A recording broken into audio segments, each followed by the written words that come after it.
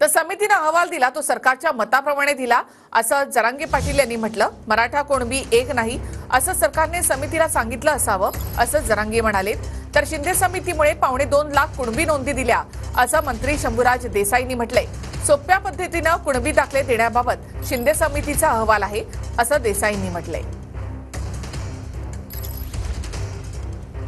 समितीनं अहवाल दिला हा सरकारच्या म्हणण्याप्रमाणे दिला असं आम्हाला वाटतं। सरकारच्या मताप्रमाणे दिला। मराठा आणि कुणबी एक हे सिद्ध होऊ द्यायचं नाही असा अहवाल द्या। बहुतेक समितीला असं म्हणलं असावं म्हणून दिलाय। तुम्ही नोंदी शोधल्यात, समितीनं त्याच्यात कसा अहवाल दिलाय तुम्ही सांगितल्याप्रमाणे दिलाय। तुमची इच्छाशक्ती असली तर मराठ्यांच्या नोंदीसह मराठा हा कुणबी असल्याचं आता सिद्ध होतं। मग कशाला दस्तावेज मानता तुम्ही?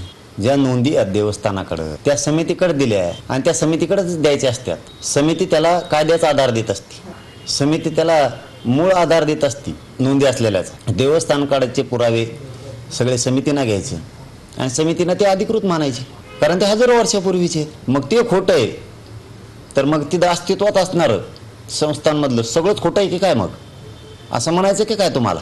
तिथला असणारा डाटा रेकॉर्ड हा खोटा आहे, याला आम्ही अधिकृत करू शकत नाही, हजारो वर्षापूर्वीचा। मग तिथं असणाऱ्या वस्तू हजारो वर्षापूर्वीच्या ह्या पण खोट्या सिद्ध करताय की काय तुम्ही? असणारा रेकॉर्ड त्याला तुम्ही ग्राह्य धरत नाहीत। समित्या कशाला असतात मग? आयोग कशाला असतात मग? कुणबी नोंदी सापडलेल्यांना अधिक सोप्या पद्धतीने कसे दाखले देता येतील, म्हणजे एक 8-10 पुरावे आधी ग्राह्य धरले जायचे, आता ते 42 वरती नेले। म्हणजे जस्टिस शिंदे समिती गठीत झाल्यानंतर जे मिळत नव्हते ते 2.25 लाख दाखले दिले आपण, कुणबी नोंदी शोधल्या।